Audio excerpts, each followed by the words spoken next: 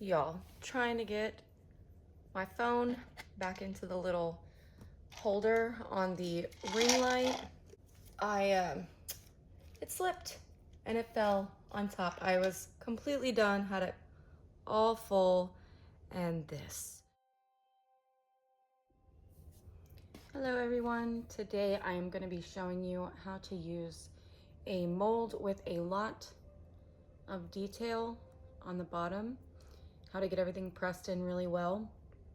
I already did this yesterday and I filmed an entire tutorial on it, but I skipped some steps that were rather important, and then once it was completely filled, I actually went to put my phone back onto the little holder on the ring light and it fell. It slipped out of my hands and fell right on top, and beads went everywhere. I will probably show some outtakes from the last video just so you can see what happened. But the first time around, in there, I was just kind of pouring the beads in, and what happened was they didn't all fall in between these little silicone dividers where it gives you that detail. And so some of the shapes weren't filled completely, and it kind of gave it a gappy appearance. I'll show you, I'll actually show the finished product. So this was the first one I made yesterday, and I'm not sure if you can really see it, but there's like spots where there should have been detail, but it didn't quite get into the cracks and the crevices, so it's not even and uniform like it's supposed to be. This was the second one that I did, and as you can see, it got in there and completed all the shapes like it was supposed to. And if you can do, so right here it looks a little messed up, and then over here it's like it should. So I'm going to be redoing this design today to show you how I do the rainbows and how to get this many colors. I said that, you know, I accidentally dropped the phone. Well, I just kind of picked up all the beads that fell into the tray. I left everything else on the front as it was, and everything that was popped out of the mold onto the tray, I scooped it all up, mixed it all into a cup, and then just poured it over the back. Actually, I actually think it kind of looks cool, but it definitely was not intended.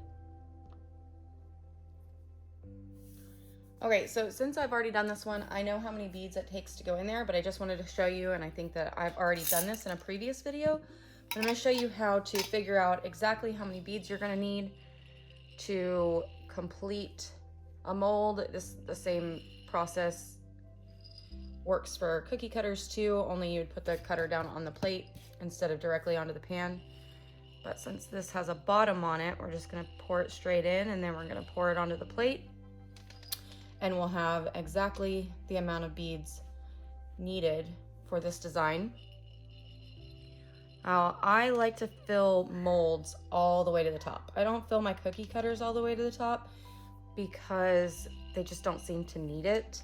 I don't know if it's because the beads don't sink as much, or if it's the cookie cutters are a little bit deeper. I know this mold looks really thick, but the bottom does take up a lot of space. So the inside cavity of this mold is only 1 inch deep, and I don't know how thick the cookie cutters are, but if you don't get enough beads in a mold, the freshie will come out extremely thin. So I always fill to the top, and even then sometimes I feel like it's still too thin, but I mean, you can't really go any higher than that, so it is what it is. All right, I'm gonna say that's good. And then we're going to just, when you're doing this, definitely do it over the pan so that if any roll out, then they're caught in the pan, they'll be easier to pick up.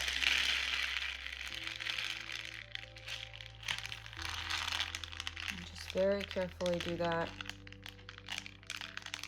And with a mold, especially like this one with all the detail and the little zigzag pattern along the edges, the beads definitely get stuck in it, so you just want to make sure that you get all of them out.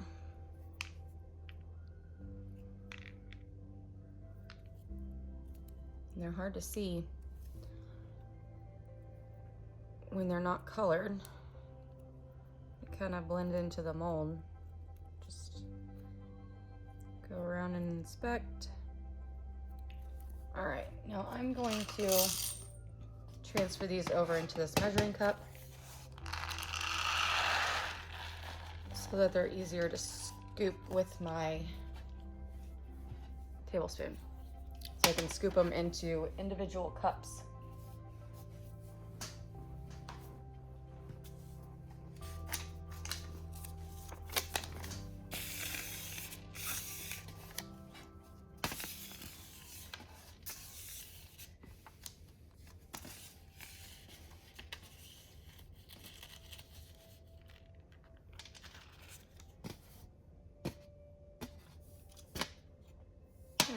Got them all. And now I'm just going to start mixing my colors in their individual cups. And I am going to skip through this part because I do show how to mix the colors into the beads in another tutorial, so I don't feel like I need to spend the time in this one to show you exactly how to do that. And we'll come back once they're all ready. But actually I want to mention too, I'm going to show how I estimate how much of each color I'm going to need, because if I'm doing these stripes like I did on the first one, clearly I used a lot more pink than I did red or orange or even yellow. So how I kind of estimate how much of each color I'm going to need in a cookie cutter or mold, I just take my 1 tablespoon, because this is what I use to scoop with, so it makes it the easiest, and I kind of just eyeball. So there's 1 tablespoon. It's sticking up just a little, and it's not a bad thing to have extras because you never know what happens, and then at least you've got some of the same exact color to add in if you need to. So since each one of my lines is going to be about this thick, I'm just going to stick it in 1, and I'll say that's like a half. And then so I know this side's going to be the same, 1.5, so I'm going to do 3 tablespoons. That's how many of the uncolored beads I'm going to scoop to put in my pink cup. And then for the next one, say I'm probably going to do 3 on that one also. And then for like the blue, I'll do 2.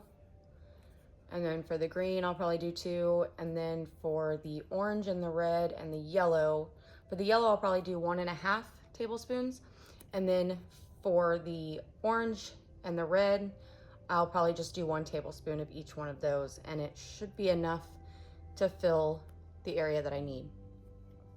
If I have beads left over in here, then I'll just scoop out a little bit into each color to kind of just add a bit of extra into each one. The heart, I'm gonna say, is going to be 2.5. So that's how I do my estimates on how many beads I should make in each color. Okay, got all my colors mixed. I'm gonna move on to the first step, which is always to fill the lowest point in the mold. So the deepest cavity is where you wanna start for this one. It is this middle heart section. So I'm gonna start filling that. And you want to make sure that you have a good bottom layer. So just kind of pushing the beads around and making the whole bottom completely filled in with beads so there are no gaps. If you keep pouring beads on top, there will be little openings and gaps and spaces in between the layers of the beads, and so when they bake down, they may not bake really nice and flat. You may get little bubbles or crevices. So this first step, you just want to kind of do slowly, and then once these are down, any other time you come across and do another layer, you can just kind of pour them in. You don't have to mess with them as much. And then of course at the end of all of this, once it's completely filled, we're going to do a nice pat down to try to get everything to fall as tightly into place as we can so that it minimizes sinking and that we can make sure that we've got the right level. Like that, sometimes once you pat it down, you know, you think you have it at the top and you do a good pat down and everything kind of sinks a little bit, and you can add a little bit more to make sure that when you do bake, your freshie doesn't come out a lot thinner than you were expecting it to be. Now these molds, especially ones with details like this, can be very tedious. Many people come in with tweezers, or like with me, where you're just placing them individually with your fingers.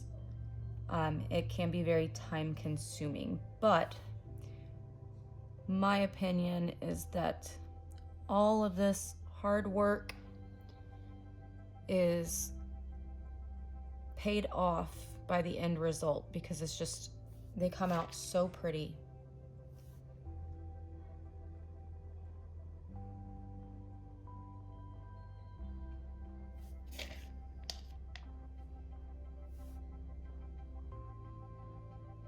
All right, so I've got that done. Let me see if I can zoom in a little bit for y'all so you can see better.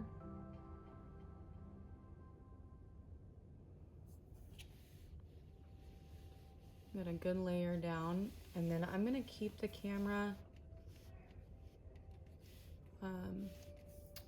close up like this so that you can see how I'm adding the colors. So in the first tutorial, I was just kind of pouring the beads in one at a time by each stripe. And I didn't really worry too much about getting them into each little cavity.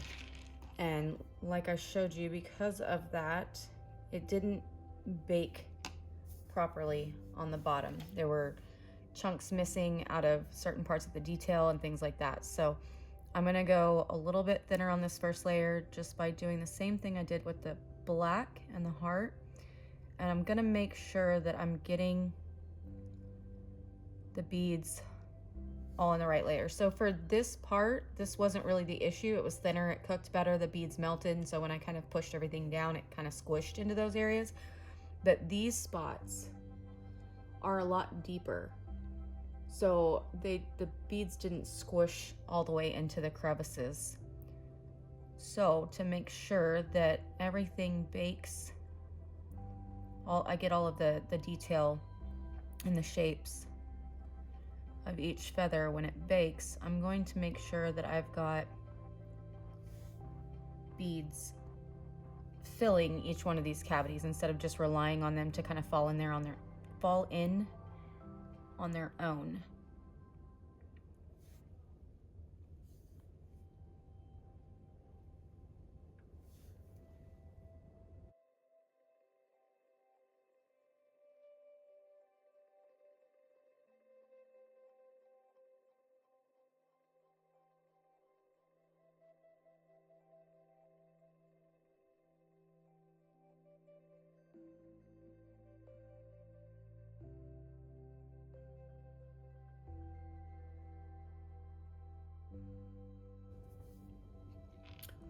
So just like that, starting with the pink, and then I'm gonna move on to the purple.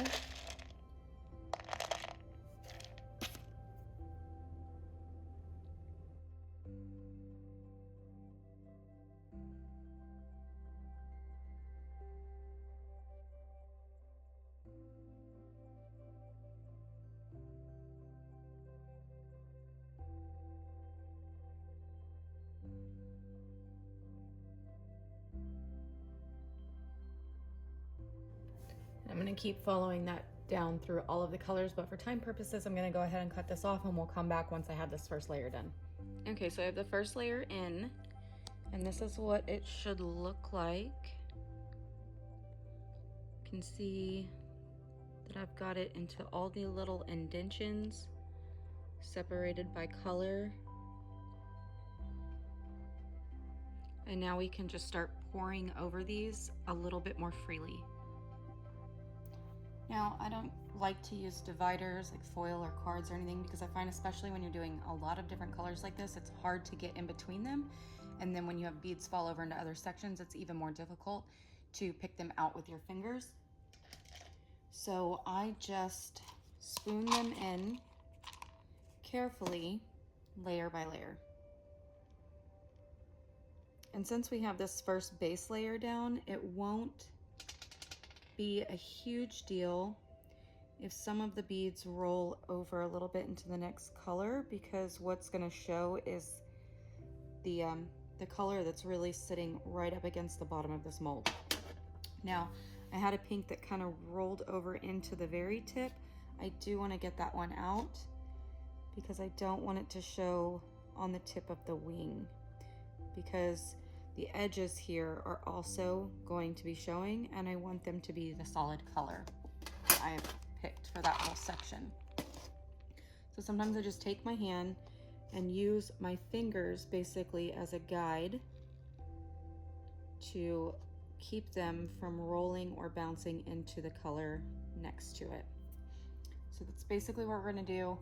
Let me show you, now that I have the pink layer in, how I would go in and do the purple layer. Now, another key here is to not overfill your spoon. If your spoon has too much in it, then when you go to pour it, they're gonna pour out from the top. They're just gonna go everywhere. So small little scoops, a little bit at a time, lots of patience. And then of course, if we do make a little mistake, we just can fix it just like that.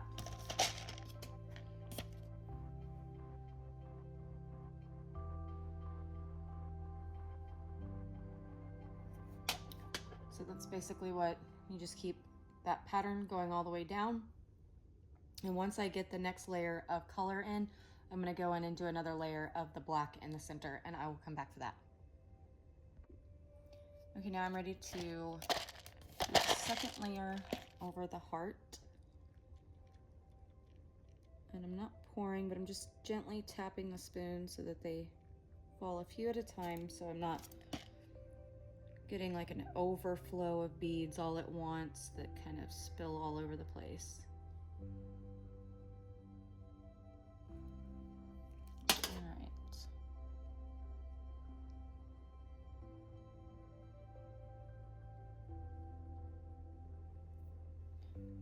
Okay, so there's that. And then, so I'm just gonna keep doing that. I'll start with the pink again, do my round of colors for the next layer, then fill in with the black, and start with this one and come back down, and I will get back when this thing is ready to be popped in the oven.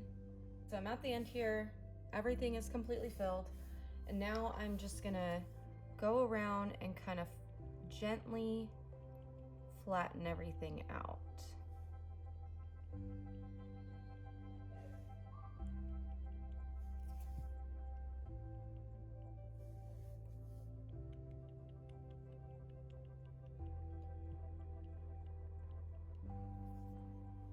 This is the back, so I'm not super concerned with it being absolutely perfect.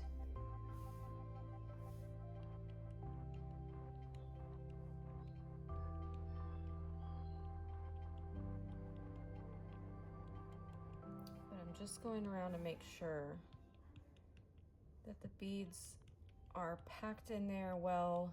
That will ensure that they are all touching throughout the layers and the design. The more they're touching in there, the better they will stick together once they've gone in the oven. So I'm gonna go ahead and throw this in. I'm going to put it in at 275 for 20 minutes to start, and then I'm gonna start checking it every couple minutes after that. So it's out of the oven and ended up being in there for 26 minutes, and I just wanna show you why the back of the other one looks so overbaked. It's really not, but with any mold, after it gets out of the oven, immediately when it comes out of the oven, while it's still really hot, I go around and I push the edges down. I start with the edges, and I go all the way around. And then once I'm done with the edges, I will go back through and press down into the middle to make sure that I'm pushing even more all those beads, the melted beads, into all the little detailed areas.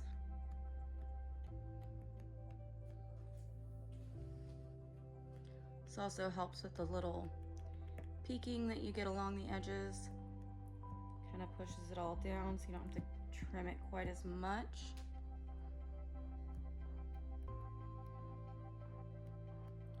So when you do this, on this side, of course, when you're smashing and smushing all of the beads, it's going to give an appearance as if it's been extremely overbaked. But to get the good detail, you really want to make sure that you're squishing all into the little cracks and openings, the crevices of the detail in the mold. Even if you're just using a plain silicone round mold, especially if you're doing the holographic glitter, you really need a smooth surface. Any little cracks or between the beads will, of course, that's not going to pick up glitter, and so then you're going to have those cracks in the glitter, and you're not going to get that fully smooth holographic appearance. So if you're doing that, pushing down like this is always a good idea. In addition to that, I also bake on the lower rack of my oven when I'm working with molds, because it takes a lot more for the heat to penetrate the bottom of the mold, which will of course be the front of your freshie, which is where you want it to be cooked the most. So to avoid as much as possible overcooking this side, I put it lower in the oven so that the underneath, where you want that detail and you want the beads to cook faster, it's closer to the heat element, so it heats up faster. And then the top is further away, so it's not right under the heat source where it's just killing the top of it and not cooking the bottom of it. Molds can take a little bit of practice, so if you've got one and you're trying to work with it, just be patient. They're a lot of fun once you get it right, once you learn how to get it right. It can be so pretty, and of course customers absolutely love them.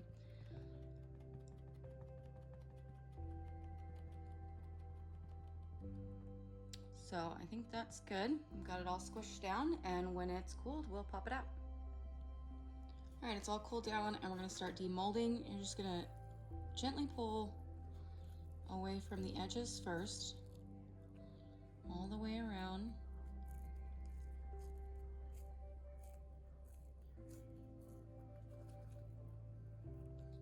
And then I like to kind of hold the edge and then push with my thumb to loosen the front.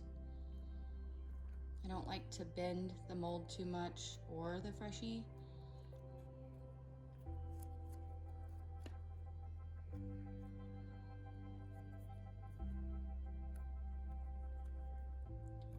And then I'm just gonna slowly pull it off the top.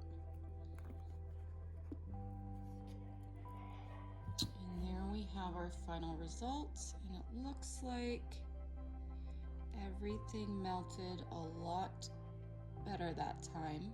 Got a lot more of the detail. I feel like maybe I didn't cook it near as long as I should have, because I still have some beads that didn't completely melt together. But overall, I am happier with this one than I am the first one. So there you have it.